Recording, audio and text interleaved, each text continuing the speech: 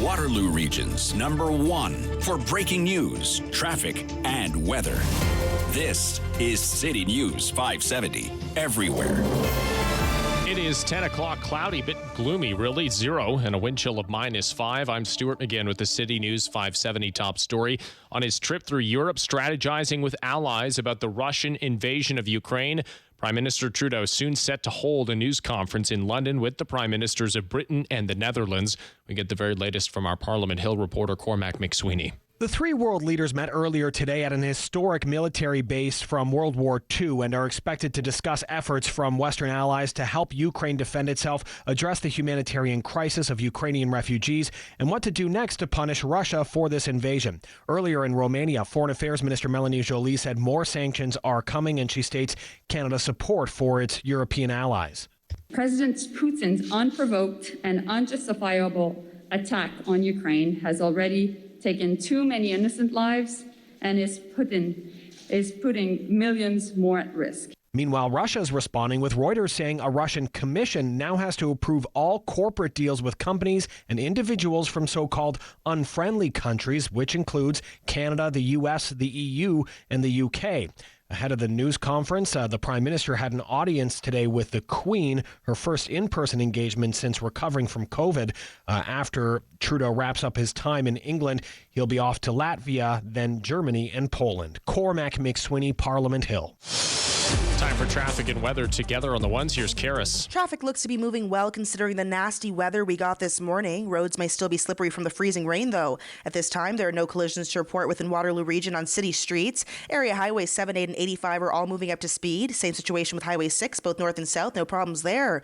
Now into the 401 eastbound. It's a problem-free drive through Cambridge and Milton. There are some delays east of Mississauga Road that last until Winston Churchill. No other problems out to Pearson Airport that way. And in the other direction on the 401 westbound, there are the usual heavy delays in Mississauga at Mavis Road, and then it's a problem-free drive to the region and through to Woodstock. If you spot traffic problems, call us hands-free at star 401 or tweet us at 570 City News.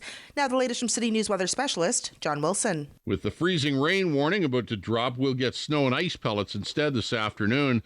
At least they bounce. Freezing rain doesn't. It just makes things really glassy and slippery. But 1 to 3 centimeters worth this afternoon you should expect, and 0, -7 tonight. Tomorrow, partly sunny and 0. Wednesday, sunny and 4. That should take care of any of this stuff. And Thursday, partly sunny and 5. Today's high 0. No precipitation for now, and we're sitting at the freezing mark. On the latest on the ground in Ukraine, Russia announcing yet another ceasefire and a handful of humanitarian corridors to allow civilians to flee Ukraine starting today. However, the evacuation routes were mostly leading to Russia and its ally Belarus, drawing withering criticism from Ukraine and other nations. There's also little confidence in this latest ceasefire call, since Russian troops disobeyed 2 previous agreements struck over the weekend that resulted in many more strikes and civilian casualties. The search for a 10-year-old girl moves into its second day near a community west of Stratford this morning. City's Mark Perry with more. The child had entered the water in the Whirl Creek east of Mitchell. That was Bill Hunter, the fire chief in Perth. He says a number of first responders came out after they initially got reports yesterday morning.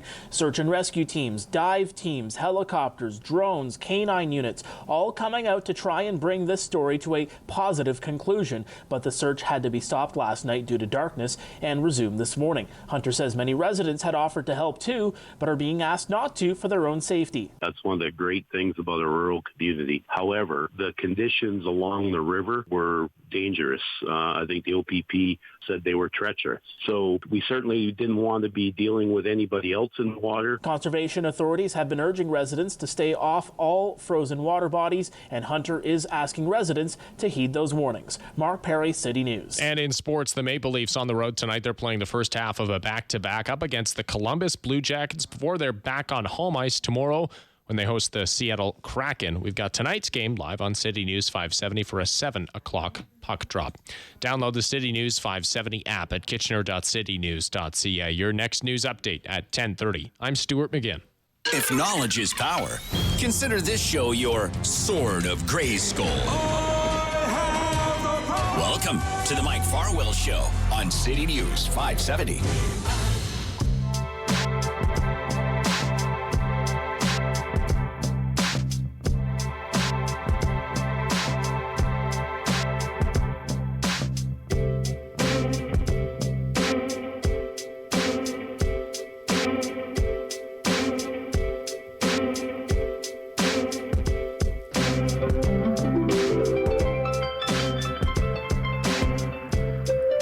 along with the continued military operations in Ukraine, we, of course, have a humanitarian crisis unfolding. We have seen the long lineups at border points as Ukrainians flee to safer territory. And we know, well, we heard as early on in this invasion as last week that 1 million Ukrainian people were fleeing their homeland. That's about 2% of the entire population. And the world will be opening its doors and its arms to Ukrainian refugees. We heard from our immigration minister last week, who mentioned that immigration applications would be fast-tracked and there would be no limit as to the number approved and welcomed into Canada. And we heard I certainly did, our regional chair, Karen Redmond, in an interview with another media outlet in town, I think it was CTV Kitchener, where she mentioned that we are anxious to accept Ukrainian refugees here in the region of Waterloo, which, by the way, is already home to some 13,000 Ukrainian Canadians. Tara Bedard is the executive director of the Waterloo Region Immigration Partnership and joins us for a chat this morning. Good morning, Tara. Good morning, Mike. It occurs to me when last we spoke, it was around a group put together, a task force really, to help bring 40,000 Afghans to Canada and what that would look like here for the region of Waterloo. That wasn't all that long ago. Are we equipped and preparing for Ukrainian refugees now as well? Well, we are trying to get ready. Actually, our task force met last Monday as it continues to work through how Afghans arriving in the region are supported. And we did discuss the latest announcement by the Federal Immigration Ministry with respect to Ukrainians and their measures to welcome people fleeing the conflict to Canada, and how the work of the task force can support some of the work that needs to happen, really prepping services and systems across the region for the fact that there will be Ukrainians coming into the community through these measures, and, to look within their systems at what they need to do in order to be ready to receive them. The measures announced are not the same as with Afghanistan. The Afghan commitment is for resettlement of refugees in the policy sense in Canada, which has very specific resettlement assistance and allowances attached to it. The measures announced for the Ukrainians are different in that, they're looking at temporary visas, which come with the ability to access open work permits and permanent residency for family members. So slightly different administratively, which makes it easier for people to get here. But we have questions then about what that means in practice once those people are in our community. When it comes to this task force, Tara, who's at the table? Who's involved in this task force as we endeavor to prepare for this influx of refugees? So the task force membership is evolving, but we have leaders from our public school boards. We have leaders from regional housing services. We have people who are leaders in the local healthcare system, groups who are involved through the work of the Immigration Partnership, looking more at community welcoming and integration aspects of what it means for new people coming into the region. And, as things change, we look at, do we have to bring more people into the task force or not? And so I think with these new measures, there's slightly different things that we're going to need to be doing in the region. So it might be time to bring other people in. But we're really looking at, when people arrive here, what are the things that they need? They need housing. They need health care. They need their children to be able to get into school. They're going to need to find employment at some point. And so bringing the leaders from groups in the region who organize those systems to be ready to do what they can for it to be easy for the people who arrive to get situated and settled into the community and have the best experience that they can living here for the time that they're here. On the housing piece, we talk about housing on this show an awful lot, and I'm sure, I can hear it in your voice already. I mean, there is a housing crisis in this community. How much more difficult does that make your task then of resettling newcomers? It's definitely challenge number one. It is the topic that we spend the most time at our task force talking about. Trying to figure out, what are those immediate things that we can do to try to help people transition into a home when they get into our region, when there's a lack of homes overall, and looking at the longer term in terms of planning for what is the housing that we need in this region, as a growing community, and, with what seems like increasingly frequent conflict situations around the world that push larger numbers of people into communities like ours across Canada in shorter periods of time. Just really looking at how does, talking with our housing leaders around what does planning look like and how does this impact? And we probably need to go back and look at what the models were and do so in a way where, when we're talking about refugees coming into our community, these are residents, who have been welcomed by the government of Canada permanently into our country. So they're a resident like everybody else, and they need to be supported and planned for in a way together with everyone else. Like, we don't want, it's not about us versus them or, setting up competition. Everybody needs a home. And so a lot of what we're talking about is, about the individuals who are coming into our community through these specific initiatives, but in the context of the broader needs of the community and how we make sure we have what we need for everybody, and where then do those conversations need to go beyond the work of the task force for planning for the region.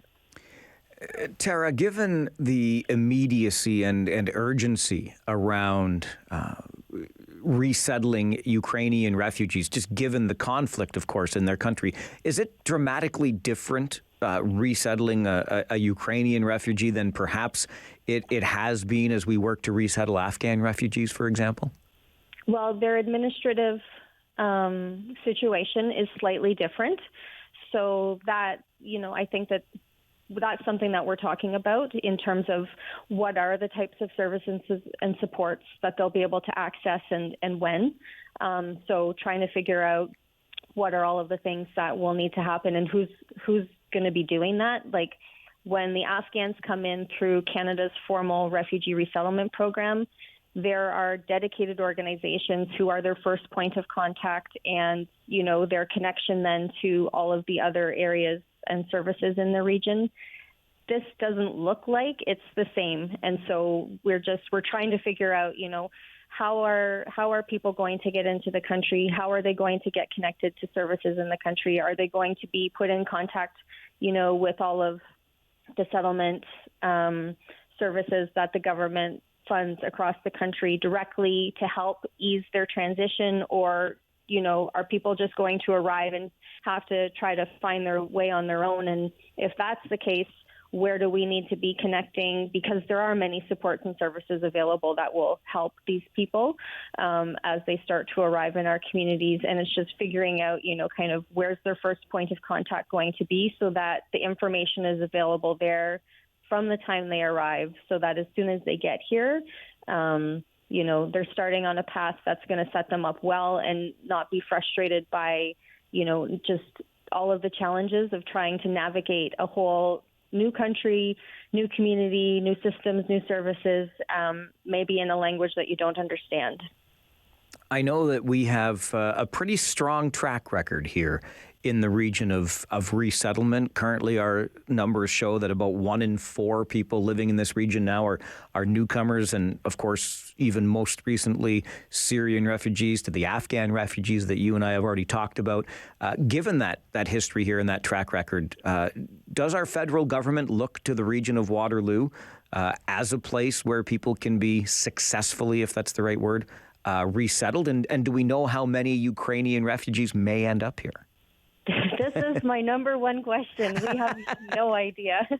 I'm really hoping that, I feel like the federal government must have an estimate of how many people they anticipate may take up the offer of the federal government for people to come to Canada. I would really like for them to say that out loud so that we as a community then can start to look at those numbers and think, okay, realistically, what might that mean here?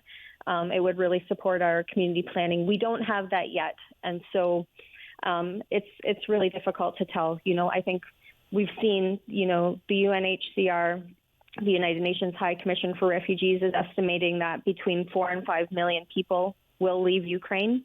About 1.5 million have already left and are making their way through Europe and to other places. What that means here in Canada, it's really hard to tell. I really don't know. But we do have a long history of welcoming refugees in Waterloo Region, together with other places in Canada. We do a pretty good job of that here. Everybody's experiences are different, and nothing is perfect, but we've already seen, this community starting to come together, people taking to the streets to rally in support of what is happening in Ukraine, faith groups and others across the region starting to organize, like financial and other drives to support humanitarian efforts abroad and get ready for when people start to arrive here. So we have a welcoming infrastructure. And so I'm confident that once people start to arrive in the region, they're going to find their place, because we do well as a community in coming together to support people as they're arriving. Yeah, I agree wholeheartedly with that last sentiment. So hopefully we hear something firmer by way of numbers from the federal government so we can get a better handle on that here. But for now, Tara, appreciate this update and the work that you do through the Immigration Partnership. Thanks for joining the show this morning. Thanks for having me. Take care. You too. Bye-bye. Tara Bedard is the Executive Director of the Waterloo Region Immigration Partnership. No number as of yet, but the feds haven't exactly pinpointed one either. However, our task force that meets regularly at its meeting last week began the conversation of, okay, what does it look like here to resettle Ukrainian refugees, and how well equipped are we for that eventuality? And it really is that, right? It's an eventuality. We know that this is going to happen here in the region. We will welcome more Ukrainian immigrants because there are that many. You heard the numbers just there from Tara. 1.5 million already, and the United Nations estimates 4 to 5 million Ukrainians will be fleeing their homes and resettling elsewhere. I suspect many will stay in Europe, but as we already mentioned during this conversation this morning too, Waterloo Region is home to some, I believe the number is 13,000 Ukrainian refugees. So there may be family members. We spoke to a woman on this show last week who has family still back home in Ukraine. And perhaps that would be, you can imagine that of the many thousands of Ukrainian Canadians who are here, there may be family members who are reunited through this latest refugee stream. But there's no question that we will be welcoming newcomers to this community, and all of the questions come along with that. And Brent spells it out in an email to Mike at 570news.com. It's so good to hear, Brent writes, that we're welcoming refugees from Ukraine here in Waterloo Region. I 100% support it. However, do we not have many of our residents homeless here? Is there not a shortage of housing? Yes, and I get it. And that's why, Tara kind of chuckles at the question, because, of course, they're looking at housing for people who are coming here through these refugee streams. And we currently are looking for housing for, the last count is more than 1,000 people living kind of homeless. Like, I was going to say living rough. Not all are living rough in encampments, et cetera, but about 1,000 people in this community already homeless. We've got huge problems when it comes to housing. And we're going to talk about that, by the way, a little bit more after 10:30 this morning, because some innovative things are happening on lands already owned by other entities in this region to try to solve, or at least make strides in ending this or moving towards a conclusion of this housing crisis. But right now, we absolutely have one. And without question, there are people in this region today without a place to live, and we will be welcoming in more people who are fleeing what is now a war-torn country, and we'll have to find adequate housing and supports in the community for them as well. These are the challenges we face in this nation, but I don't think that we can possibly turn our backs on the Ukrainian people who are fleeing Russian forces in their homeland. This is the Mike Farwell Show on City News 570 and Rogers TV. You've got something to say. Now it's time to say it on the Mike Farwell Show. Call 519-570-2545 or 1-800-570-5715.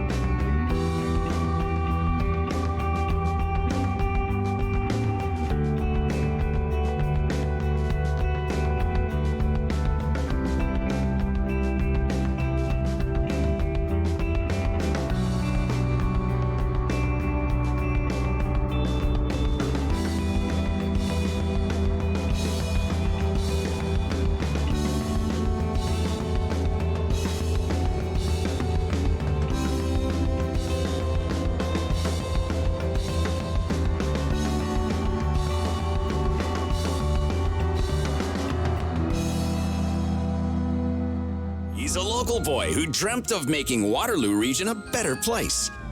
It's still a work in progress. This is the Mike Farwell Show on City News 570. The measures announced are not the same as with Afghanistan. The measures announced for the Ukrainians are different in that, they're looking at temporary visas, which come with the ability to access open work permits and permanent residency for family members. So slightly different administratively, which makes it easier for people to get here. But we have questions then about what that means in practice once those people are in our community. Tara Bedard is the executive director of the Waterloo Region Immigration Partnership. And in our conversation this morning, she mentions that the task force that had been convened here in the region, in order that we had stakeholders from various sectors of our community ready to provide the necessary oversight, strategic and operational, to aid in resettlement efforts across this region. And that task force was put together late last year in response to the federal government's announcement that 40,000 Afghan refugees would be welcomed to Canada. We knew then that some of those refugees would end up here in the region. And in fact, last fall, about 200 refugees from Afghanistan had already arrived here in the region. I'm sure those numbers continue to grow. And now here we are in the first few months of 2022. And there is little doubt in my mind, though Tara couldn't give us a specific number yet. She kind of laughed and said that's the number one question that she's been receiving, and understandably so, because we heard from our federal immigration minister here in Canada that refugee streams would be opened up here in Canada, applications would be fast-tracked, and there would be no limit to the number of refugees accepted here in Canada. But there's no specific number. I guess if there's no limit, it would be tough to put a specific number on it. But until the feds get a little bit closer to pinpointing a number, it's virtually impossible to say here in the region, this is how many Ukrainian refugees will ultimately settle here. But we know it's going to happen. And I think it's terrific that we have the immigration partnership at work here in the region of Waterloo, and of course the task force that will strategically and operationally be responsible for helping to make these resettlements happen as seamlessly as possible. It is no simple task, but as we watch the humanitarian crisis unfold in Ukraine, I think we can all understand why we would have a partnership here in the region, an immigration partnership, getting ready to resettle Ukrainian refugees. A reminder that this being Monday morning, you will get your chance to share whatever it is that's on your mind between 11 and noon with Rant or Rave, open line radio coming up then. After this update from the City News Center, a look at an interesting idea, something I thought might be worth investigating as a way of solving our housing crisis. I don't think there is a magic bullet for this, but this might be a piece of the puzzle, and it's happening right now in Waterloo. We'll tell you what it is coming up on the Mike Farwell Show, City News 570, and Rogers TV. Hold that thought for a moment. We'll return with more of the Mike Farwell Show on City News 570, simulcast on Rogers TV, Cable 20.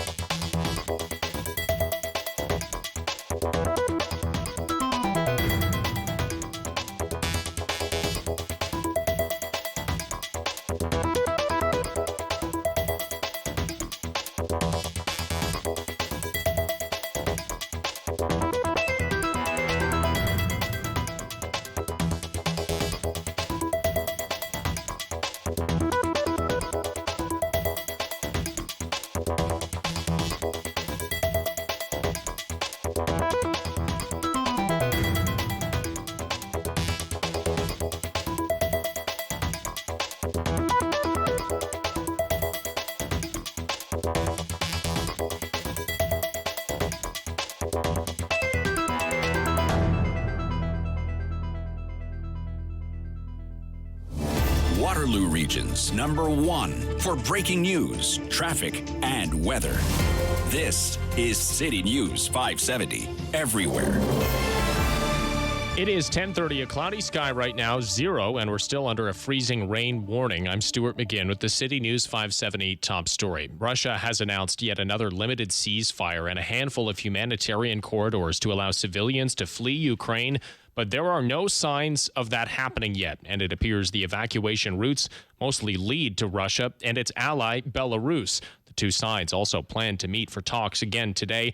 Russian and Ukrainian foreign ministers are scheduled to meet in Turkey as well on Thursday. In Mariupol, an estimated 200,000 people hoping to flee are becoming increasingly desperate. That city is short on water, food, and power, while mobile phone networks are also down. Regional police are investigating after a 4-year-old was hit by a pickup truck in a Cambridge parking lot. Police called to the Hespeler and Pine Bush area just before 3 yesterday afternoon. They say a black pickup struck the child as they were walking. The 4-year-old was taken to hospital with non-life-threatening injuries. Anyone with information on that incident is being asked to come forward. And the director of Waterloo Region's Catholic School Board issuing an apology in response to the situation regarding police being called in on a 4-year-old black student late last year. In a written statement, Loretta Naughton says in response to a question from the media on the issue last week, she didn't acknowledge the presence of systemic racism when she was trying to say the findings of an independent investigation into that incident shouldn't be predetermined. Naughton's statement goes on to apologize for those words and any pain that they caused to those who have dealt with anti-black racism. The Catholic Board director also wrote that the independent investigation into that police call on this 4-year-old student will start soon, and said the board welcomes it and will fully cooperate. Follow City News 570 on Twitter at City News KIT. Your next news update at 11 o'clock. I'm Stuart McGinn. This show's far from over. Mike still has plenty to say. The Mike Farwell Show's continuing right now on City News 570. Simulcast on Rogers TV, Cable 20.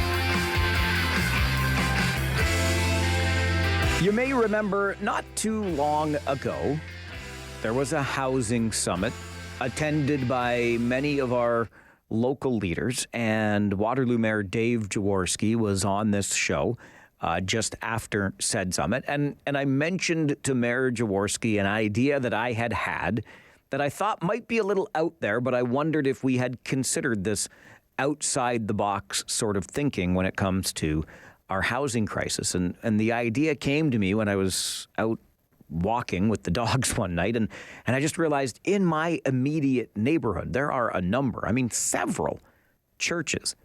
And these churches sit on rather large parcels of land, and we know that the attendance at those churches is beginning to decline. And perhaps another thing that we have learned certainly during the pandemic is maybe, just maybe, we don't need those same styles of places of worship as we evolve, as we move into different and changing communities. Maybe the big church structure could look different and still serve the needs of that faith community.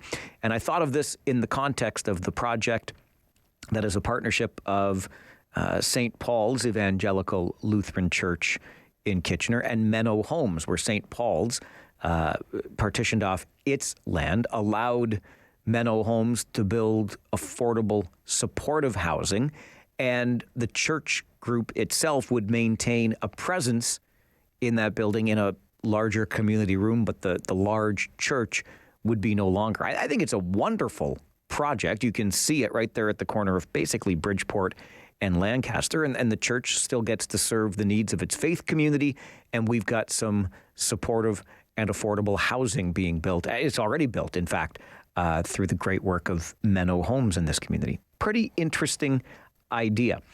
And then Waterloo Councillor Angela Veith let us know that something very similar was happening in her ward in the Lakeshore area of Waterloo. So let's get some information about that. Reverend Marty Levesque is the head pastor at All Saints Anglican Church in Waterloo. Northfield and High Point would be the area we're in, not far from Northfield and Weber, just to give you some context. Reverend Levesque, good morning. Good morning, Mike. How are you? I'm doing very well, thank you. How are you? I'm good, thank you. Good. Thanks for having me on. Oh, it's an absolute pleasure, because when I first heard about the project from Councillor Veith, I thought, well, this is pretty interesting. I like the way that we're at least thinking in this regard. So tell us what's been happening on the property at All Saints Anglican Church. Yes. A quick sort of history is we used to be in a shared building arrangement with the Presbyterian Church, Waterloo North Presbyterian, but they came to an end of their life cycle in 2012. And so we purchased their share of the building and the property, but that left us with a bit of a mortgage that we had to deal with, and the building needed quite a bit of maintenance upgrades, about $750,000. And what we did is we did a community needs assessment, and we discovered that not only does the current building meet our needs, but it also doesn't meet the needs of the neighborhood. And then we looked at the fact that we had like 3 acres of property, and it's like completely underused. And we thought, is there a better way that we can serve our faith community, but also serve the neighborhood as we continue to grow into the future, but also unlock the value of the property to create some additional housing in Lakeshore North, a different type of housing, some condo units, stacked townhomes, but and bring more people into the neighborhood.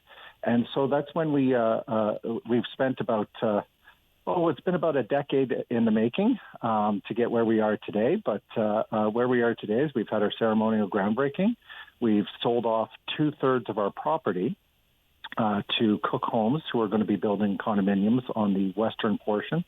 And we're going to relocate the church to the east portion of the property that we retain ownership over. And so we're building a facility that's about 50% bigger than our current facility. But we've designed it specifically with the neighborhood in mind. And we've tried to capture that even in the building design itself. So like when the building goes up, you will see like the actual sanctuary is a darker brick. But the rest, which is a community, which we're building a community center and resources for the neighborhoods of Lakeshore North and Lakeshore South, is a lighter color brick. And even the building itself is supposed to speak to our desire to serve the neighborhood and be a place of connection for the neighborhood, and just really to make Lakeshore North and South the best neighborhoods in all of Waterloo. So it sounds to me like you're serving that neighborhood and that broader community of Lakeshore North and South kind of in two ways. In one way, of course, there's more housing that will be able to be brought into that neighborhood so the neighborhood itself can grow. And then you've got this community facility sort of attached to the church, if you will, that can provide community public space for the neighborhood. Yes, that's correct. In Waterloo, there is not a gym that is open and free access. Every gym in Waterloo is a pay to play. So if you want to do basketball, if you want to have a pickleball game or volleyball or whatever, you have to rent the space. What we're doing is we're creating this space where we're going to be able to have free, open Friday night gym nights for the youth of Lakeshore North and Lakeshore South. We've created an industrial kitchen for new immigrants and refugees coming to Canada, where they can do that collective meal preparation and build community and resources. And we're putting in a program space to be able to do after school homework clubs and healthy snack programs. We're really we really reached out to community partners, to Lutherwood, to Horizon Family Community Services, House of Friendship, and Lakeshore North and South Community Associations. We really did a lot of research to figure out what are the needs of the neighborhood and what are the things that we can put into this center for the neighborhood, rather than what can we, because we quite frankly, we're not interested in building a temple for ourselves. We're interested in building a center of service, and we want to make sure that what we are doing is going to be a benefit to the neighborhood, because it's a saying we have in the church, but it's one we live by, we practice, is that the church is the only institution in the world that exists for the people that do not come. And so those are the people we want to serve, whether they attend or not. They don't need to be members of the church or not, but the space will be made available for like Boy Scouts, Girl Guides, and all the other programs I just described. I think, Reverend Levesque, it's a really interesting way you just put that. We don't want to build a temple for ourselves. And I think that answers the next question I was going to ask, which was along the lines of really the big why here. You had a building that your faith group could gather in. You're sitting on a large parcel of land, and yet you have decided to sever that land and allow room for neighborhood growth through new housing. Why would you do that? The simple answer to that is Scripture. The two greatest commandments are to love God and love your neighbor. And so if we're going to love God and love our neighbor, then we have to serve our neighbor. And we're not thinking about ourselves here. We're thinking about in a way that we can make the neighborhood better. And so this is what informs our decisions, is that raising up other people, giving them the opportunities that they may not have, or safe places to be and to gather, is so fundamental to making healthy neighborhoods. And those type of like community neighborhoods where you can walk to facilities and have these type of resources, so that that our neighbors end up growing up in a very safe place and in a very healthy way that creates, a vibrant and great community. What is your view, Reverend Levesque, on the importance of the place where a faith group can gather? As in the sanctuary itself, or the community gathers in a physical location, and we refer to that physical location in church parlance as the mission field. So where you are located in as a faith community, it's incumbent upon that faith community to really get to know the neighborhood. Right, and because those are the people who are going to come to your door to receive all kinds of services, whether it's room rentals or free space for things like Boy Scouts and Girl Guides and gym nights, or whether it's things like we run a emergency food pantry, and I have people from the neighborhood who come to the door to on a regular basis currently, and will continue in the new facility, to receive a bag of groceries to help bridge that gap between paycheck and paycheck. What are you seeing today in terms of, because I alluded to it at the outset, and I wonder if you're seeing it in your own faith community. Is there a decline in the number of people attending weekly? There is a decline in some faith communities. I would agree with that. But at All Saints, we've been growing by about 10 to 15% year over year, and we're continuing to see growth. And I believe in my heart the reason why we see growth is because we are living the mission of Jesus. And when you're out to serve people, not to serve yourself or to build your temple, as I said earlier, but to serve others, people are attracted to service. People are attracted to having an impact in their neighborhood. People are attracted to helping their fellow human being. And if they see a church actively doing that, they catch fire and they want to join. And so we've actually experienced growth over the past 5 years of like I said, 10% year over year. And it's been wonderful to see. And what's more invigorating is everyone who is coming and joining the church and becoming members are doing so because they too want to serve. As you moved through this process, Reverend Levesque, was it easier than you thought it might be, more difficult than you thought it might be? Was there pushback from the neighborhood about this relatively dramatic change to their community? It wasn't as easy as I was hoping it would be. I mean, the city planning process is something that I definitely was not prepared for. Coming from seminary, it's a very difficult process. But also the neighbors who are immediately adjacent to the property, any kind of change they find to be difficult. As all people do. That it's not just the neighbors themselves. Anybody would find change to be difficult, and we're apprehensive about what is going to be built on the property. We've hosted several evenings. We've been in dialogue with them. We've tried to help assuage some of their concerns. But change is always difficult, and people don't like to see densification often. But so it has been a bit of a challenge to navigate that, to make sure that the neighbors are also happy in catching that vision and seeing that what we're doing is for the neighborhood and not, like not just a patchwork to keep us going for a few years. Do you have an anticipated date when all will be completed and this new space will be open? We are anticipating next Easter being back into the new building on the ground floor, but the second floor will be completed over the spring and summer. So we're hoping and we're anticipating a fall grand opening and consecration service for the new building in the fall of 2023. We'll certainly look forward to that. I think it's a terrific idea and really forward thinking. Really appreciate your time on the show this morning. Thanks very much for joining us. Thanks very much, Mike. Thanks for having me, and I hope you can come out and see the new building when it's done. I promise you I will do that. I think it's terrific. Thanks again.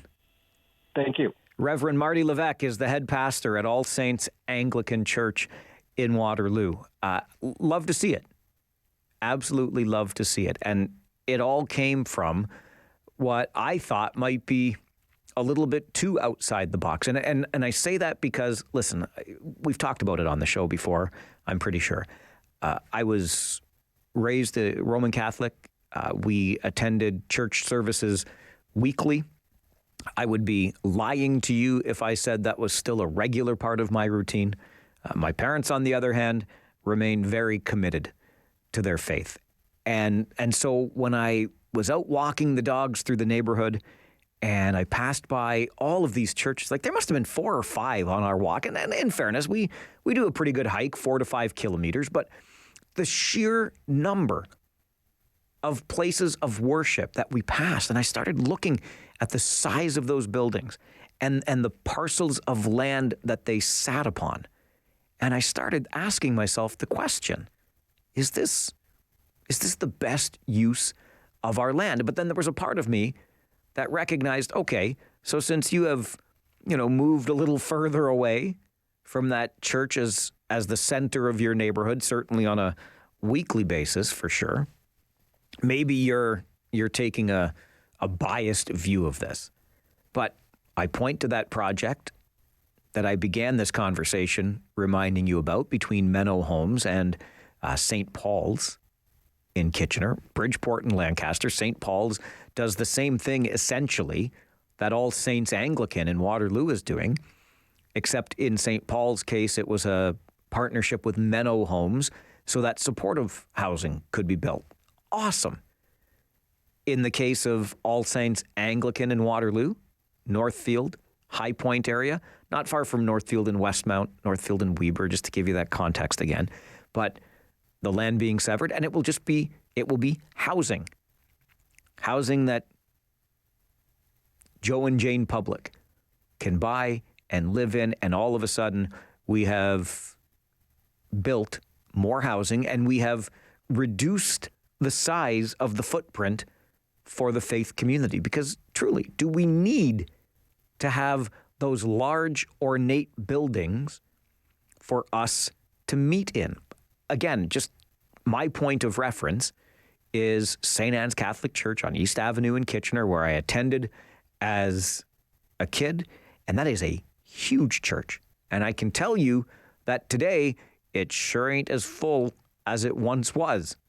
And that's no disrespect intended. I'm not trying to be dismissive of the institution itself or even the building, but I'm asking myself, in this day and age when housing is at such a premium, is that the best use of our space? And couldn't more churches follow the lead of St. Paul's Evangelical, now All Saints Anglican?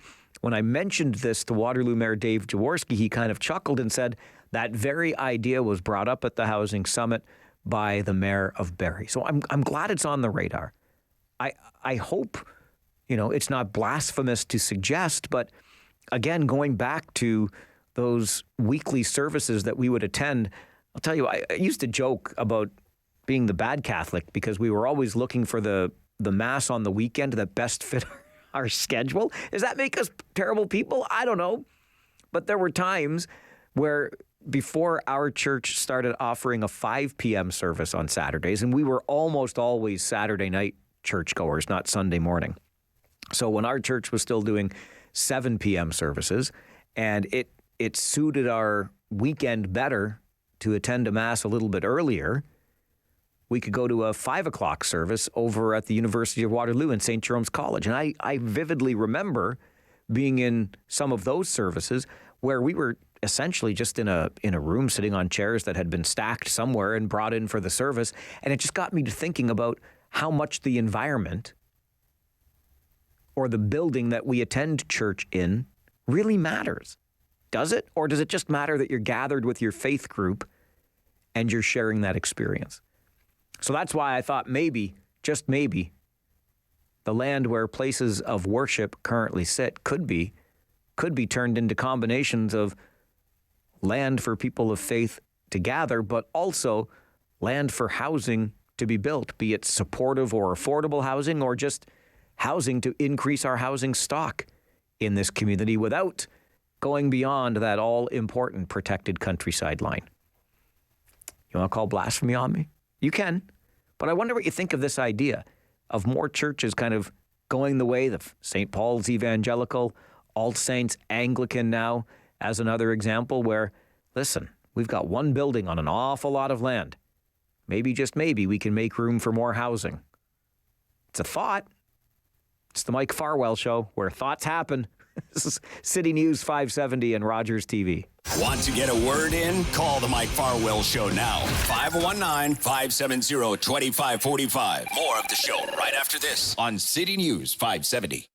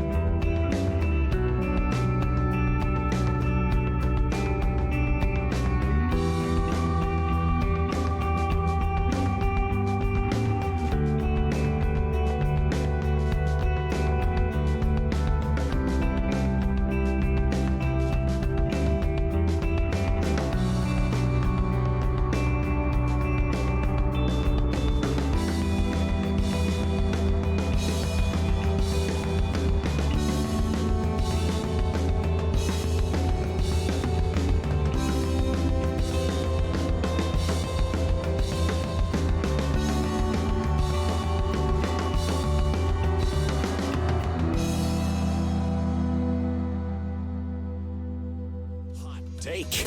This is the Mike Farwell Show on City News 570. Simulcast on Rogers TV, Cable 20. Quite frankly, we're not interested in building a temple for ourselves. We're interested in building a center of service. And we want to make sure that what we are doing is going to be a benefit to the neighborhood, because it's a saying we have in the church, but it's one we live by, we practice, is that the church is the only institution in the world that exists for the people that do not come. And so those are the people we want to serve, whether they attend or not. They don't need to be members of the church or not, but the space will be made available for like Boy Scouts, Girl Guides, and all the other programs I just described.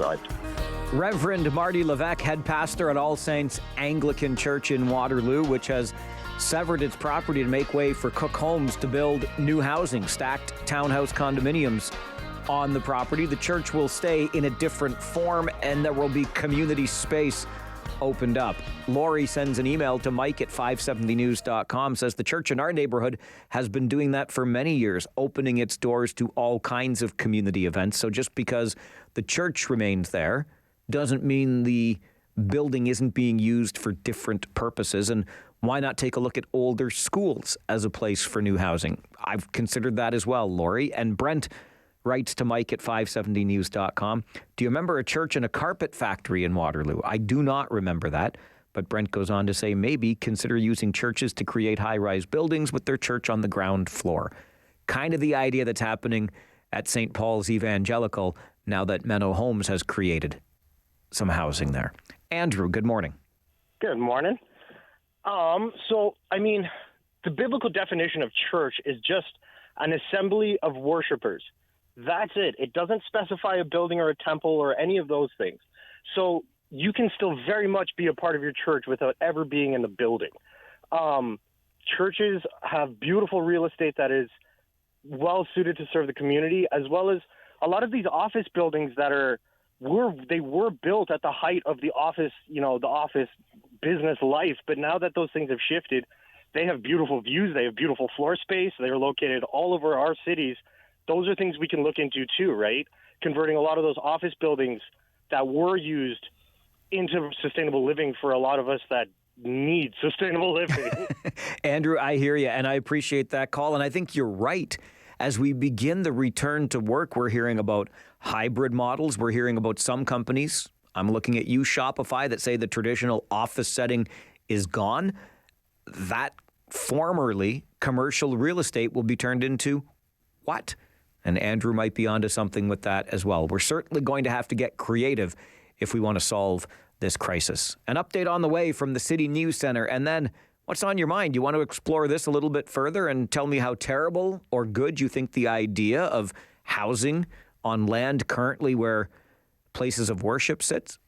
Talk about that or whatever's on your mind with Rant or Rave coming up on the Mike Farwell Show, City News 570 and Rogers TV. CKGL-AM Kitchener, broadcasting live from the boardwalk. Breaking news, traffic, and weather. When you need to know, keep it on. City News 570. This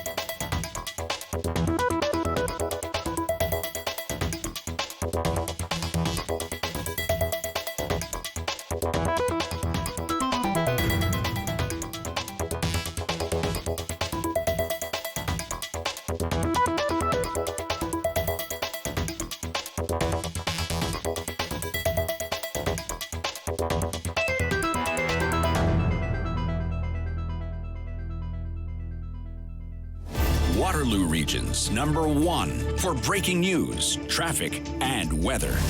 This is City News 570, everywhere. It is 11 o'clock, cloudy, a little bit of light rain. We're sitting at the freezing mark. The freezing rain warning for our area has now ended. Good morning. I'm Paul McPhee with the City News 570 top story. The fighting is only escalating in Ukraine as a number of people trying to leave the country is also on the rise. But despite the announcement of a Russian ceasefire to allow people to safely get out, civilians continue to be targeted. City's Irene Precklett has the latest. The humanitarian crisis is only growing. Those left behind running out of supplies, some dying trying to leave, while others recount their harrowing escape. Tatiana Sunak is now back in the GTA. She immigrated to Canada from Ukraine decades ago, but went back a year ago for a job. She tells City News she had to walk 24 kilometers to the border. Then there was the long, crushing wait to cross. It was terrifying. The female mothers were crying and screaming and begging, let us go through because you're killing my baby, you are squishing my baby. Ukrainian authorities are describing an increased shelling of encircled cities. Now, Russia had announced yet another ceasefire and humanitarian corridors to allow civilians to leave, but nothing has happened so far. Irene Precklett, City News.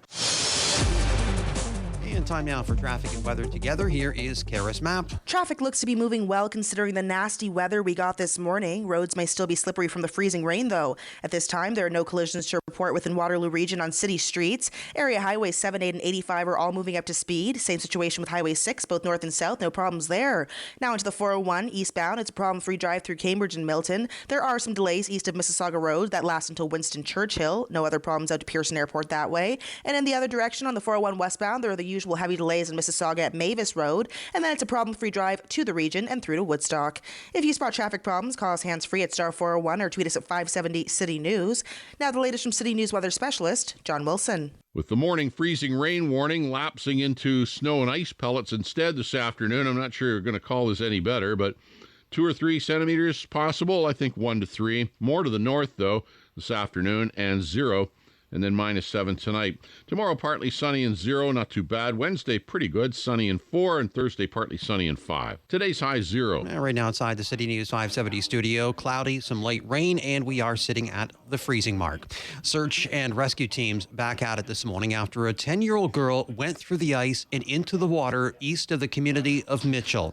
City's Mark Perry has more. The community west of Stratford was the center of major activity yesterday. Police, fire, paramedic crews all called out at 10:30 yesterday morning for reports of the girl last seen near a riverbank just outside Mitchell. The search had to be called off last night because of darkness. It's generated a lot of concern in that community, but Bill Hunter, the fire chief in Perth, is urging residents not to include themselves in the search efforts. Certainly appreciate the concern from the community, but we are professionals and everyone's got a job to do today, and the public's job is to stay away so we can do ours. It's been an all-hands-on-deck type of search. OPP helicopters could be seen in the sky yesterday, drones as well, and canine units were also part of the search on the ground. Mark Perry, City News. COVID-related hospitalizations in Ontario remain relatively stable today. The province reporting 693 people with COVID are in hospital, 249 in intensive care.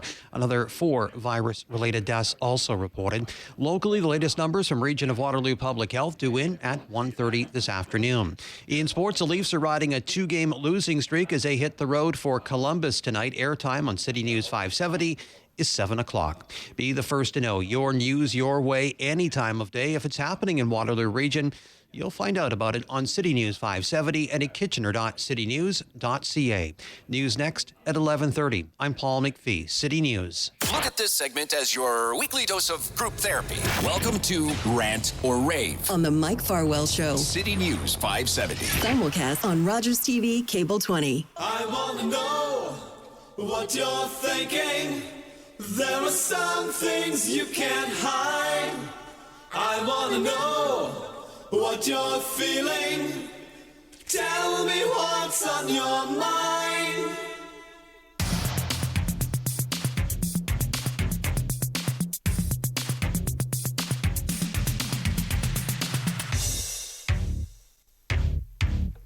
Pure energy.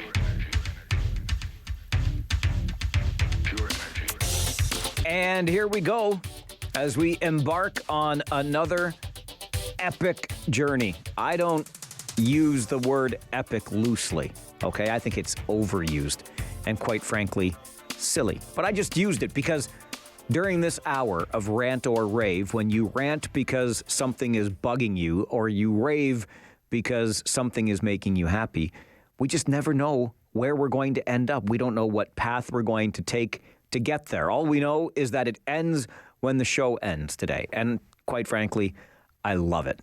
519-570-2545, star 570, 1-800-570-5715. Use any of those three numbers for your rants and or your raves for the next 60 minutes. Real quick from me. Rant, rave. Rant, because the Leafs are having trouble getting good goaltending. Rave, because Austin Matthews is the NHL's leading goal scorer with 39. Attaboy, you Austin Matthews.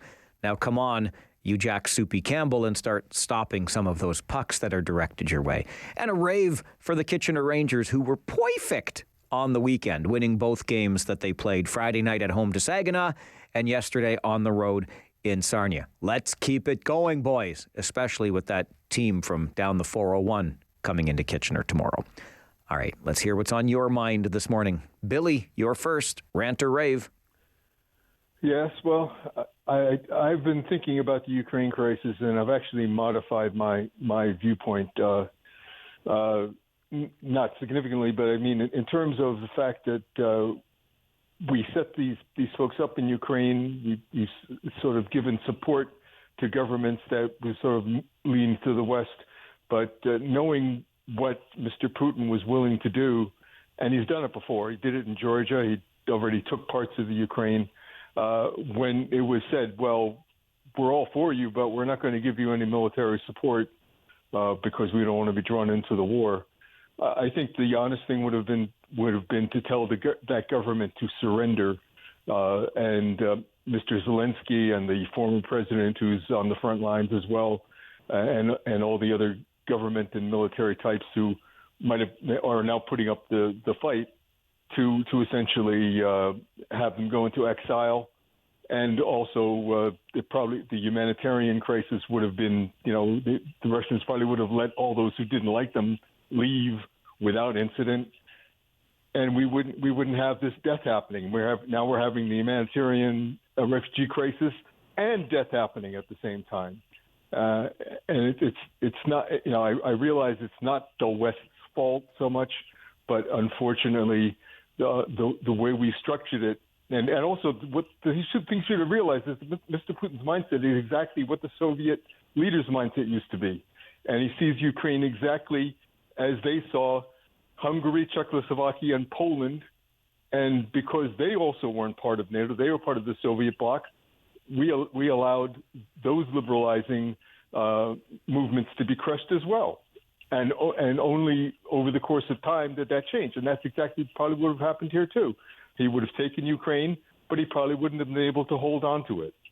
So I wish that they would have seen a more rational and logical way to get through the crisis. Unfortunately, they didn't, and we're faced with this humanitarian and potentially very dangerous military problem that we're facing now.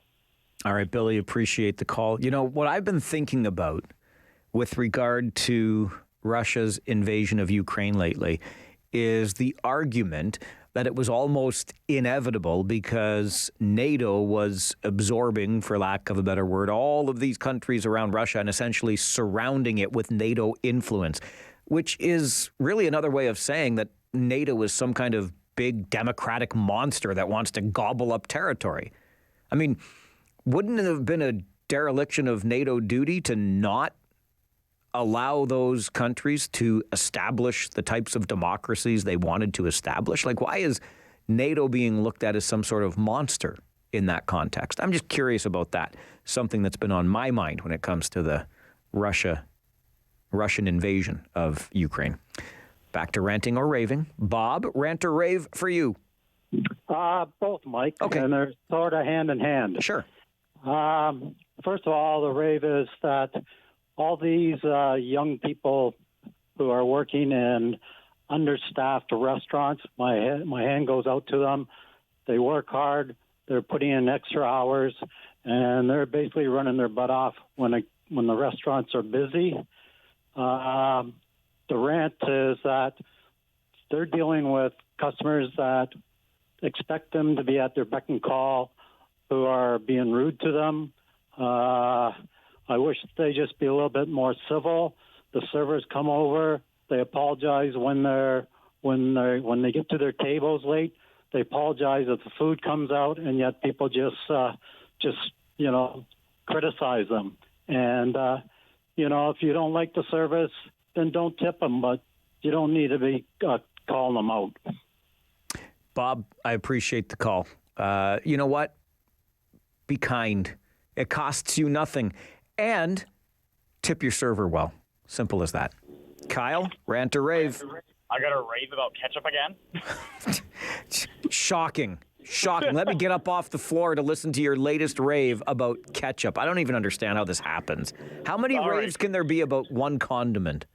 Well, when there's different flavors of the single condiment, you got to rave about it, right? Sure. So Nathan, as you know, is also a caller. Him and I popped over to Robert's Box Meats and got some ketchup yesterday, and I got bacon-flavored ketchup, and I must say that is my favorite ketchup by all means now. I love that you went over to Robert's Boxed Meats for some ketchup. Attaboy. Yep, I got some ketchup. I got some cotton candy-flavored drink. And I'm set there. I'm good. So you're good until you get your blood sugar checked. All right. Well, let's not go there yet, my friend. All right. Thanks, there, Mike. Thanks, Kyle. Kyle, I believe, has admitted before to being 30-plus years old, right? So here's a 30-ish-year-old dude getting bacon-flavored ketchup and cotton candy-flavored drink from Robert's Boxed Meats. Let me get this straight. Yeah. Kyle went to Robert's Box Meats, didn't pick up any meat. Right, but he got stuff to put on his meat. He got stuff to put on his meat, ketchup. Okay. And the drink, the cotton candy flavored drink, to wash down the saltiness. I don't know. Cotton candy flavored drink. I really shouldn't be so hard on poor Kyle. I'm that guy that will still eat a bowl of Count Chocula any opportunity he gets. So, all right. But I don't have it at home right now, and I couldn't tell you the last time I did. Nonetheless, you do you, Kyle. Just, again, be careful of that blood sugar. You're not getting any younger, says the old guy. I sound like the old guy now. I'm Kyle's father all of a sudden. John Doe, rant or rave? A rant. Okay. The thing in the online over the weekend about a death at the Grand Valley Corrections. Yes, sir. What caught my eye was it was an 83-year-old woman. Correct. So, I started looking. I'm pretty good at researching stuff and whatnot, so I figured 83. She had been in prison for 29 years. So, I'm trying to figure out what does somebody do? And apparently it was a second-degree murder of a stepson. Now it's not good to kill anybody. Let's, be clear on that. I should hope so. But I'm just, I searched and I searched and I searched, and I could find no details of this case to see why it was so extreme that somebody would be sentenced to a indeterminate term in prison for second-degree murder. I could find no references to it. Apparently it happened in London, London, Ontario. I couldn't find anything about it. But my point is, 29 years she served for a second-degree murder of, and I assume it's probably some sort of a family dispute. Karla Homolka did 12 years and is walking free. How do you rationalize this? Like I say, I couldn't find anything on there. I could find all kinds of stuff about various other murders, but there's nothing as to why this was so extreme. Yeah, well, John, I think after 29 years, if they'd have let her go 10 years ago after 19 years, what were the odds of a 73-year-old woman reoffending? So I just want to know, maybe somebody out there knows some of the details of this, because I couldn't find anything. How do you keep a 70 or an 83-year-old woman in prison like that? All right. John, appreciate the call. Interesting comparison. I will go back to something I have said many times in the past on this show. There is no justice system. There is only a legal system. Simple as that, because what's justice to you may not seem like or feel like justice to me. So let's just call it what it is, a legal system. I am led to understand that in this particular instance, obviously, the woman would have had opportunity for parole, and when those opportunities arose, there was not enough of a sense that she had been remorseful for her crime. Therefore, her sentence continued. And she passed away, as we are led to understand, from natural causes inside the women's prison right here in the region of Waterloo. That's what I know. But I hear where you're coming from. I understand the confusion. Remember, it's a legal system. Quick break. Back with more ranting and or raving. I've got an Aaron, a Grant, and a Joe. And I've got a line for you, too, if you've got something you want to get off your chest on the Mike Farwell Show this morning. City News 570 and Rogers TV. Need to get something off your chest? Maybe you just want to give somebody a shout out. Sound off for Rant or Rave. The Mike Farwell Show, City News 570. Simulcast on Rogers TV, Cable 20. This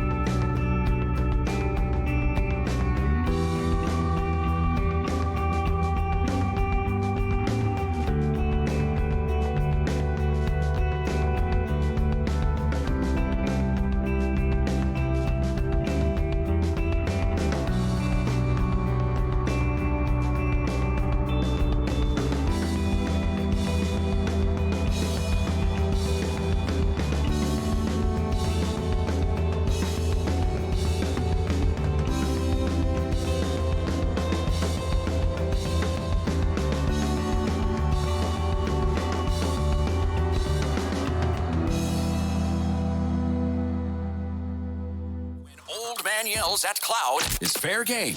Rant or Rave continues on the Mike Farwell Show. City News 570. Simulcast on Rogers TV, Cable 20.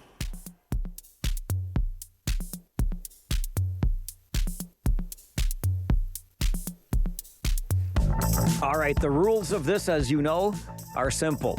There are no rules. Except we keep our language radio friendly and we don't implicate any businesses and such. You got to rant because you're upset about something. You got to rave because you're not upset. You want to tell us a good story. Do either of those things by calling 519-570-2545, star 570, or 1-800-570-5715.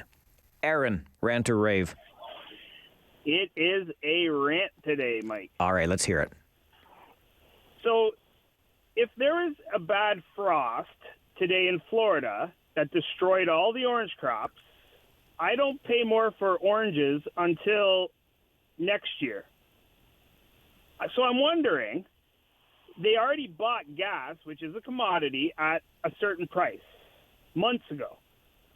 So why is gas one of the only commodities where the price changes instantly?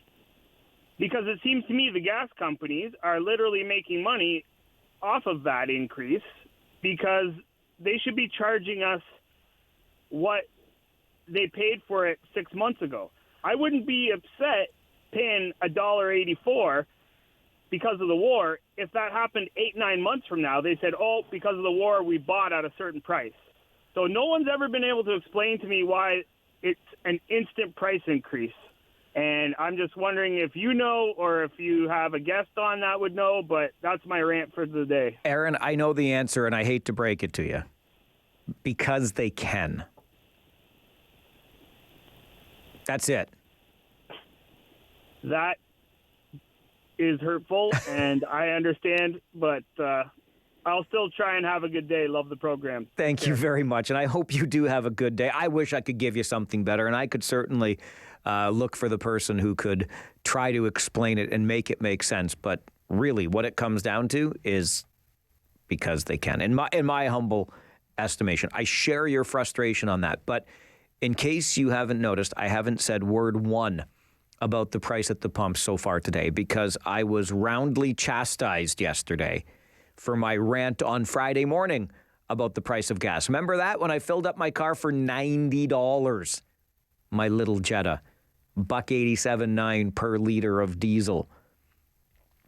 I won't name names, Dennis Weidman, but he said, you can't complain.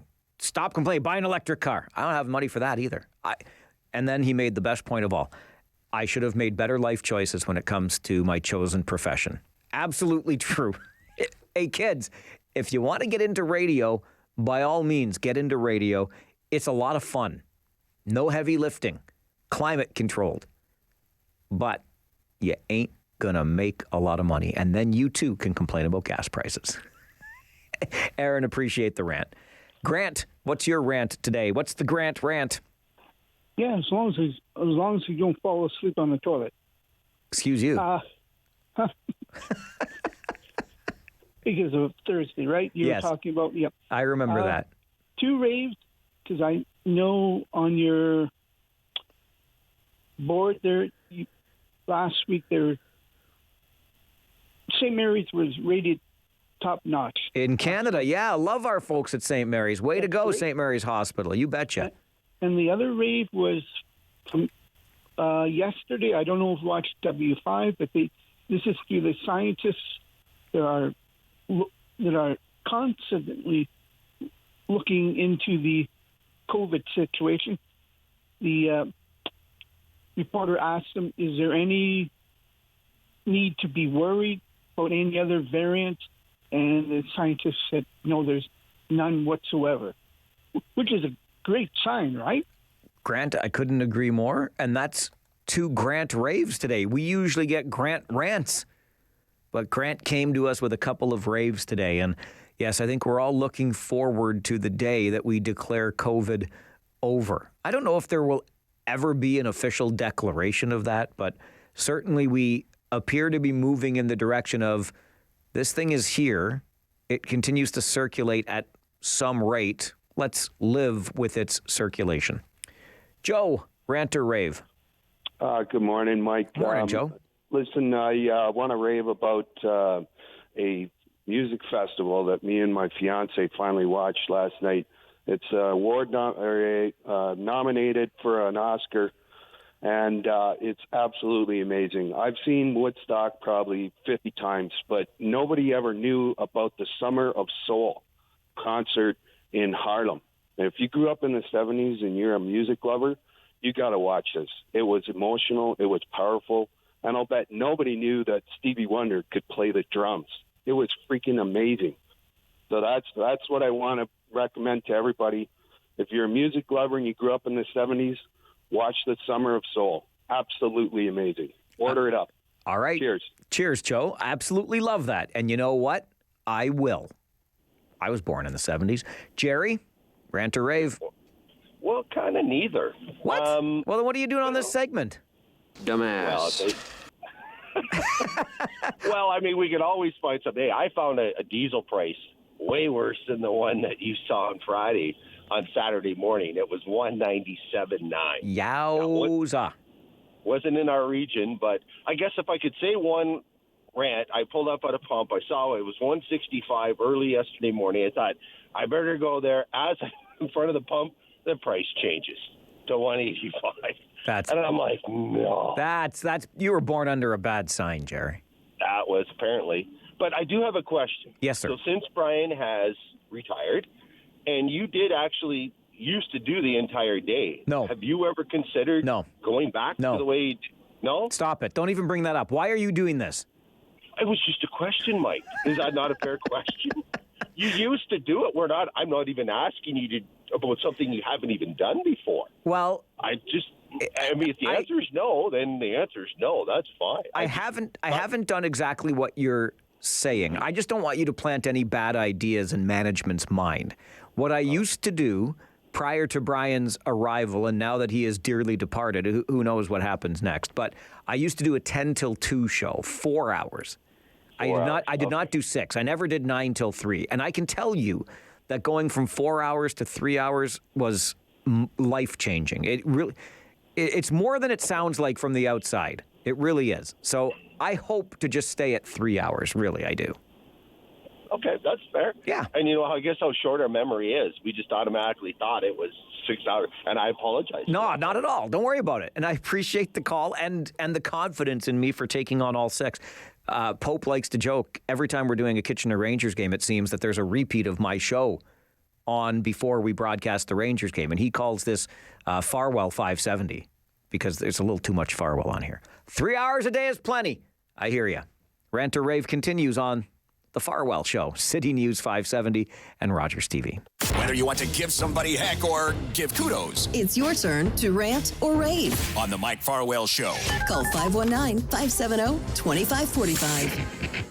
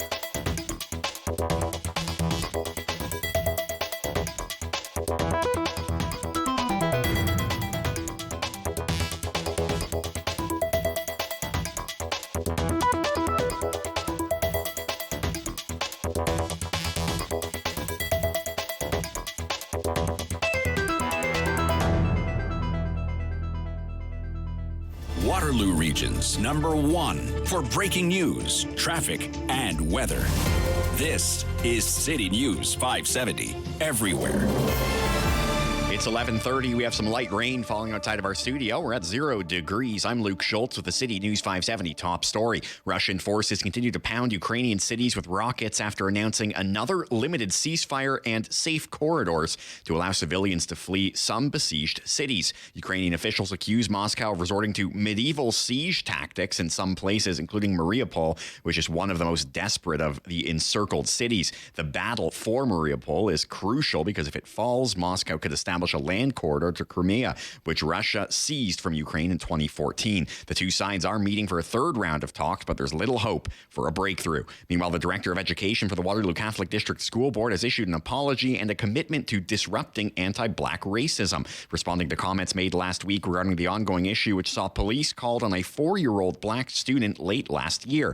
In her written statement, Loretta Naughton says a previous response to media questions attempting to state that the outcome of an existing independent investigation should not be predetermined did not acknowledge the presence of systemic racism. She also apologized for those words and says she's deeply sorry for those who saw her statement as, quote, not acknowledging their own lived experiences. Another day with fewer than 700 COVID-related hospitalizations in Ontario. 693 people with COVID are being treated in hospital, with 249 of those in ICU. Keep in mind, those are incomplete since not all hospitals report on weekends. An additional 4 virus-related deaths were also reported. Region of Waterloo Public Health will release our latest numbers at 1:30 this afternoon. In sports, the Leafs are back in action. They're taking on the Columbus Blue Jackets once again after dropping 2 in a row. You can listen live right here on City News 570. Puck drop is at 7.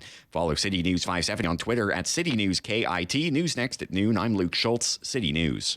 Whether you're helping somebody out or wanting to kick them out, this is Rant or Rave on the Mike Farwell Show on City News 570, simulcast on Rogers TV, Cable 20.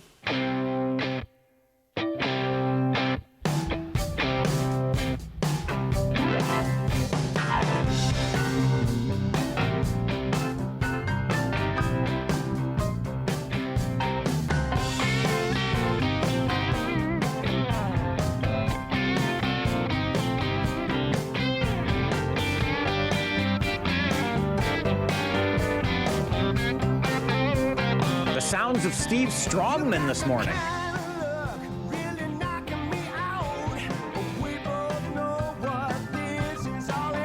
Producer Paulie on turntables 1 and 2, spinning the local tunes today. Joe called earlier. If you missed it, says, watch Summer of Soul. Sorry, but listening to the local tunes just gets me thinking about music and all things about it. Oh, you could try that new hurdle game, too. H-E-A-R-D, herd. O-L-E. It's like Wordle, except it's for music, and you get progressively more of the song played before you guess the title and artist. But if you can guess it in a shorter amount of time, you're a better hurdle player than your neighbor. Anyway, we continue with Rant or Rave this morning. Rant because something's got you upset. Rave because you're not upset. You want to tell us a good story. 519-570-2545. Star 570. 1-800-570-5715. Rob, Rant or Rave? I would like to rave, please. Absolutely, sir. Go ahead. So, it's one of my favorite topics. I know it's one of your favorite topics because producer Paulie laughed at me when I said what I wanted to talk about. Butter tarts. Yeah, baby, let's go. Let's spend the rest of the hour on this. Yeah, sounds good to me. So, with my job, I travel all around Ontario, and I mean, I'm absolutely everywhere. From small little villages, hamlets, I'm everywhere. So I pride myself on finding all the little bakeries around Ontario. And what does every bakery have around Ontario? Well, butter tarts. So I had some butter tarts from kind of local Shakespeare Pies. Oh, okay, yeah. Now, I've never been to Shakespeare Pies before, and I'm glad I went there because holy cow, the butter tarts they are producing are grade A dynamite. Shakespeare Pies. Shakespeare Pies. For a long time. I'm trying to remember, Rob, if I've ever had a butter tart from there. I don't think I have. No? Well, so I'm not a fan of the runny butter tarts. I don't like the runny. So I love the runny. Okay. All right. Well, we'll differ. That's fine. You'll be okay. Sure.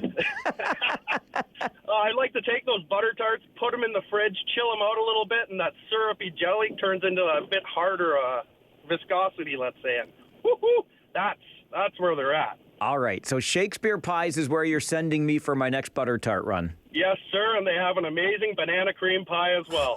Okay, Robert. That's it. Yep, it's I'm over. sold. Show's done. We're going out to Shakespeare.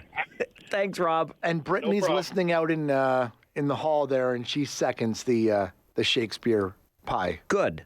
I'm glad she's listening out in the hall there in share space, in get no work done space, because do you know, Paulie, that there is only one way from Stratford to Kitchener? It's through Shakespeare. No, well, that's the main way. Okay. So on her way to work tomorrow or on her way home tonight, I guess she's got to stop at Shakespeare Pies to get us some butter tarts and some banana cream pie. Do it, Brittany. Apparently she's the one that makes all the money around here, so might as well. Let's go. Get the butter tarts. That reminds me, I should rave for my dear friends. I don't know how I got so lucky, but the Wetzels stopped by at the hockey game on Friday because we're back to full capacity, don't you know, at the Memorial Auditorium. Still only had about 4,800 in there. I can't wait till we're back to 7,000. Let's go. Anyway, I know there are a lot of things conspiring against getting to that number of fans, but the Wetzels stopped by before the broadcast, and they had with them a little bag of treats because they had been to the Bellwood General Store. And Bellwood Market makes some very good butter tarts. And so they brought one for me and one for Pope, and that means they brought two for me because I don't share butter tarts, especially butter tarts that are made the proper way without raisins. So to the lovely Wetzel family of beautiful Maryhill, just outside. I think they're in Maryhill. That's terrible now. I call them my good friends. I can't remember what little hamlet they live in. Anyway, thank you for bringing the butter tarts. And it reminds me of just one more thing. I'm going to come right back to your calls. I will, I promise. But I have to say this out loud. I do. Because as Rob noticed, and it's been made clear, I'm a huge fan of butter tarts. I'm also a huge fan of the rock band Rush.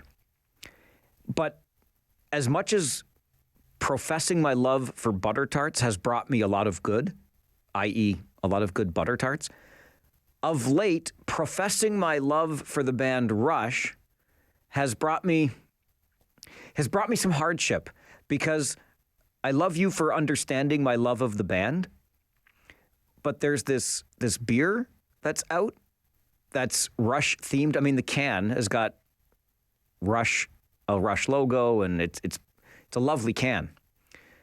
What's inside the can, however, not so good. So thank you. I honestly came home one day and there was one sitting on my front porch. Random drop off of a can of Rush themed beer. I love the can. I don't love the beer. I forget the brewery that makes it. I'm sure it's a lovely brewery. It's not very good. It's not. So if you could please, in the future, when you think of me and you want to do something nice, bring the butter tarts. You can keep the Rush beer. Okay? Let's just make a little agreement on that. You're welcome. And to whoever makes the Rush beer, I'm sorry. The band is amazing. The beer, not so much. Jason, rant or rave? Hey, it's a rave. Okay. I was just thinking when I was listening to Rob, he's probably pulling the butter tarts out at Shakespeare's bakery right now. Probably is. Yeah. So my rave is for producer Paulie. I was online and I see 570's looking for a host, and my question to Paulie would be, as a producer, does he make more money as a producer or a host? Like, who makes the more money? Oh, the producers. Everybody behind the scenes. It's the hosts make the least. No, trust are me. you kidding me? Trust me. No. Like, they've got the perfect two hosts, right? They've got Paulie and Brittany, but they must make some pretty big money to turn that down. To turn down the host's job? Yeah. I think, Jason, if what you're alluding to is that producer Paulie should switch from being producer Paulie to being show host Paulie, you're right. He should. Yeah. Okay. Yeah, he is amazing, and Brittany has an amazing voice for radio. Well, I will defer comment on that until I find out if she brings butter tarts to work tomorrow.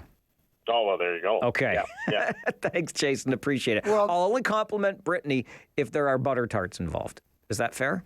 Listen, Whatever. Yes. if I was host Paulie, I couldn't use the producer Paulie Twitter handle, and I'm so proud that that was available. Listen, Paulie, there are I bigger. can't give it up. There are bigger problems. You can do. Just changed it. Just change it from producer Paulie to show host Paulie. Well, if that one's available, but if there is a show host Paulie Twitter account, I would be amazed. Someone probably just signed up and stole the I name hope from they me did. and is going to charge me $100,000 to transfer it Well, over. when Thanks you- for the idea, Farwell. When you become a show host, you'll make that kind of money, Paulie. There you go.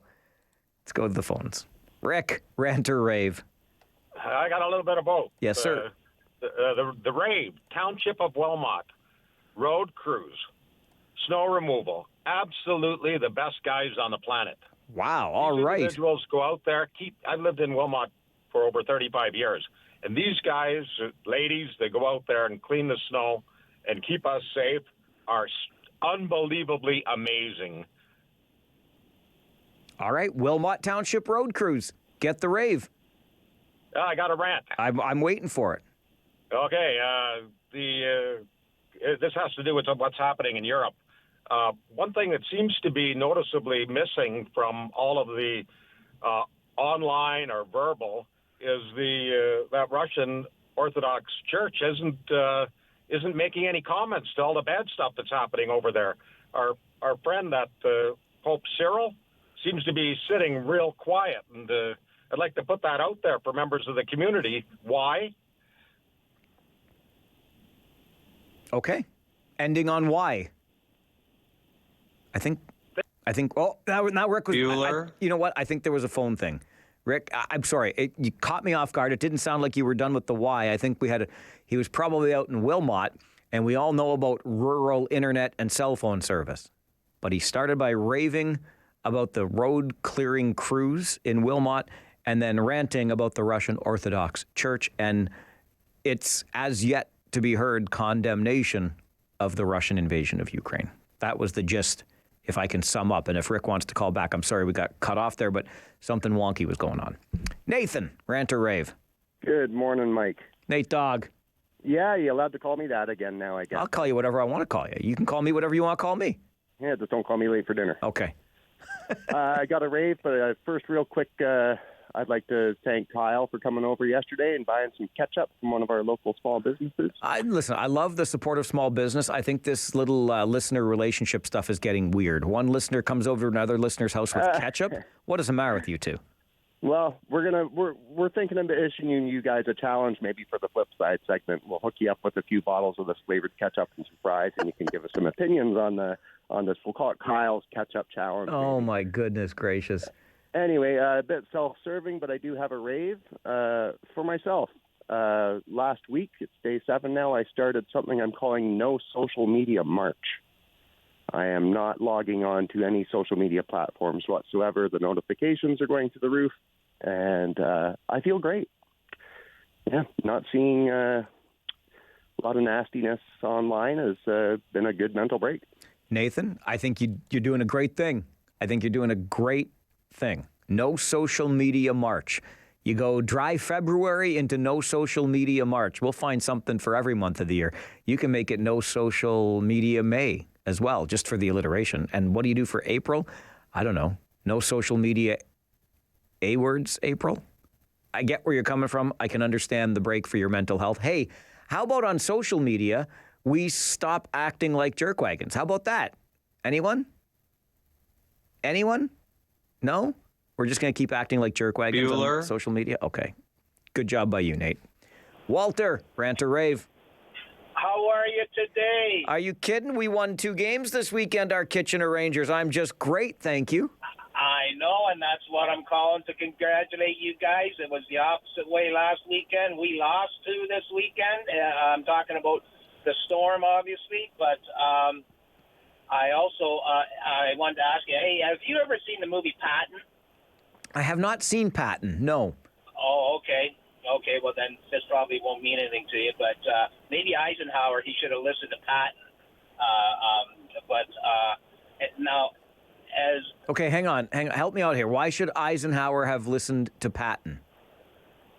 because after he liberated Europe, he wanted to keep going right to Moscow, and they told him no, and he had his reasons, and so you can make your own conclusions on that. All right. So, but also, as your earlier caller was talking about, I think that you should be starting your show at 10 o'clock now and run the, either 10 till 2, let Paulie do the 12 to 1, and that would be the best of both worlds for you there, Mike. Okay, you know what, Walter? I'm going to hang up on you right now. Stop with these ideas, please. Even Paulie doesn't like this one. Paulie's very good as a show host, but let's think about this for a second here. 10 to 12, then a break, 12 to 1 for Paulie to host, and I come back 1 to 2. And bottom line is no, just no. 9 to noon. 9 to noon. It's where all the great talk show hosts go to die. I'm right here. They'll wheel me out the door when it's all over. Why are we going to take a break in the middle of the... that's the most idiotic thing I've ever heard in the history of radio. Walter, did you hear that? You're never going to make it as a program director in radio, my friend. I mean, if they were to give me a 1-hour show, it would either be before or after Farwell. It wouldn't be right in the middle. Like, what is going on? So you want to do it 8 till 9? Maybe.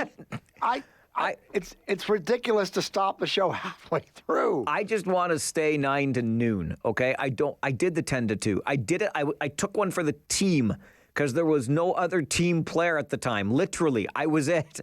It's like, hi, Mike, would you like to be our talk show department? That was it.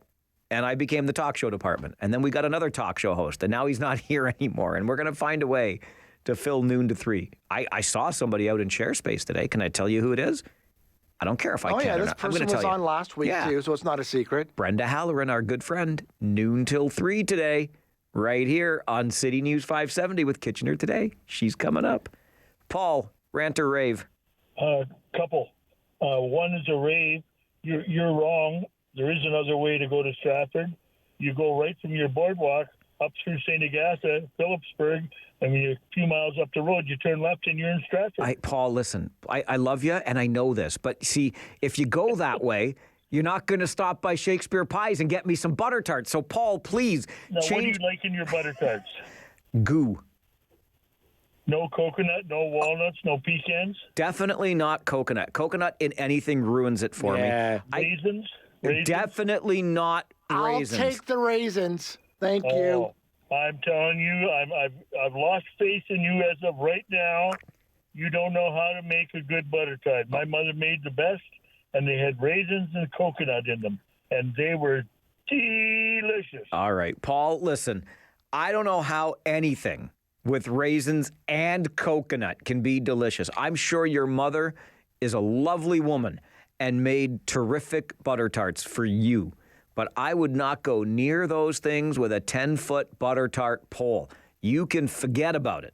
Not a chance. And by the way, the only way from here to Stratford is through Shakespeare. Can I get an amen? Wink, wink. It took me a moment to get what you were referring to. Yes, correct. It's the only way. The only way. You got to go Highway 7, baby. You got to come through Wilmot Township, right? Say hi to the Scranton Dram on your way by. Wave at the Mickey D's out there on 7, and then come on in. So do you not like raisins at all? Or you just don't like raisins combined with butter tarts? Yeah, it's just the raisins and the butter tart. I don't mind raisins generally. I don't go out of my way to eat them, but I don't go out of my way to avoid them, except in butter tarts, because butter tarts are all about the goo.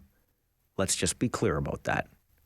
This is the Mike Farwell Show on City News 570 and Rogers TV.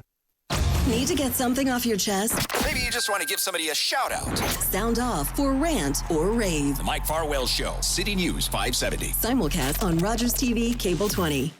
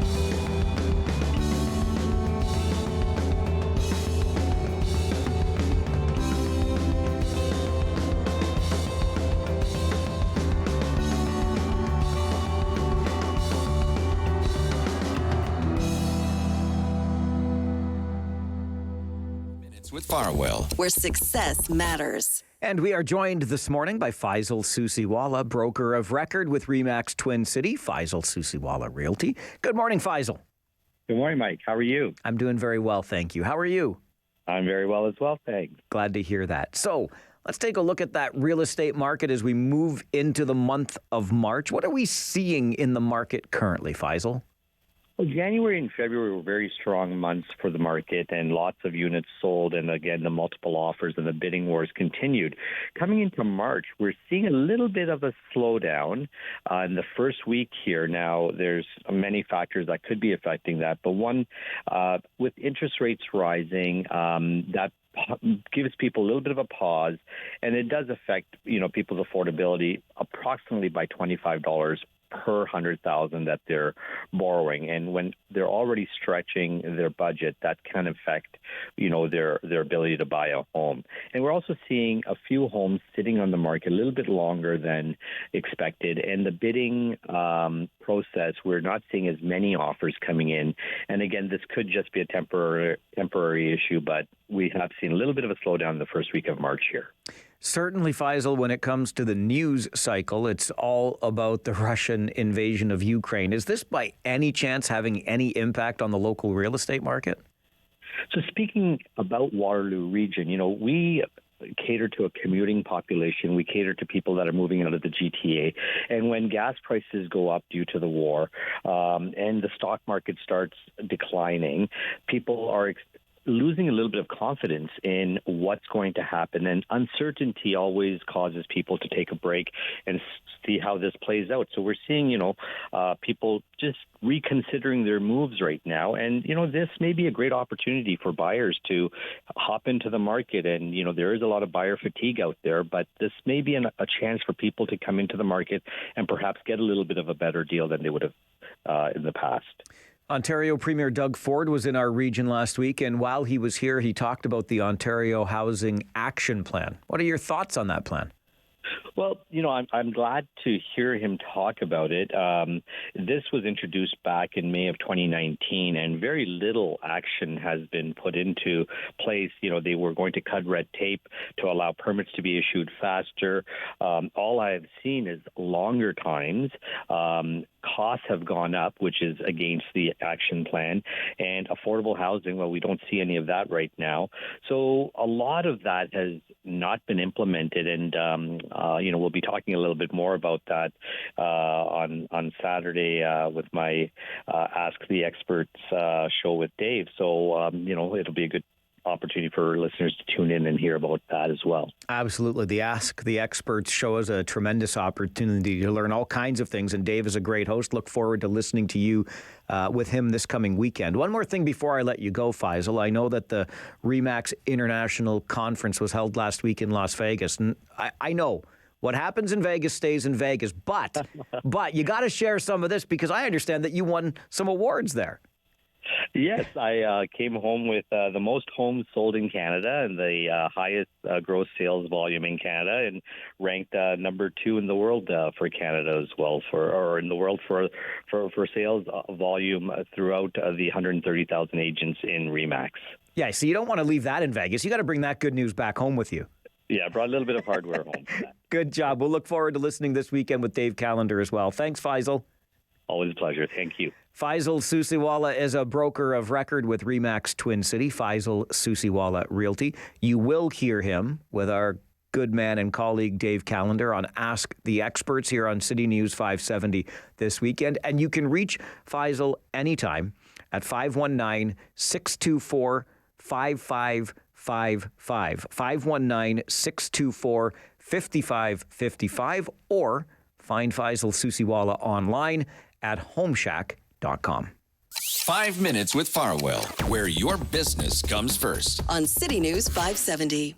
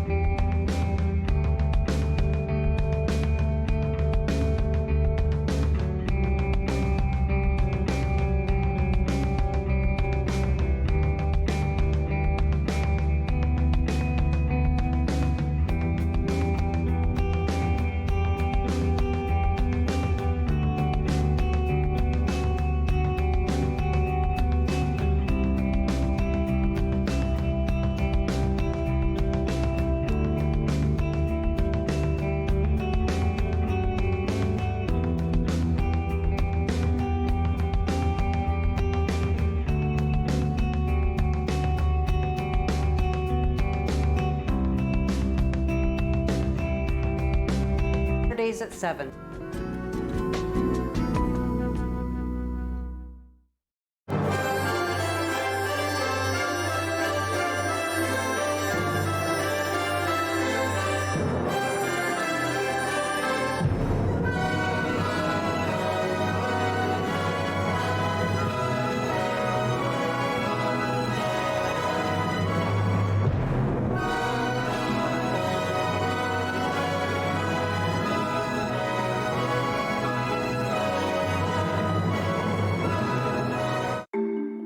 When it comes to drugs, how much freedom is too much for kids? Drugs are out there. Will my teen feel free to say no around other kids?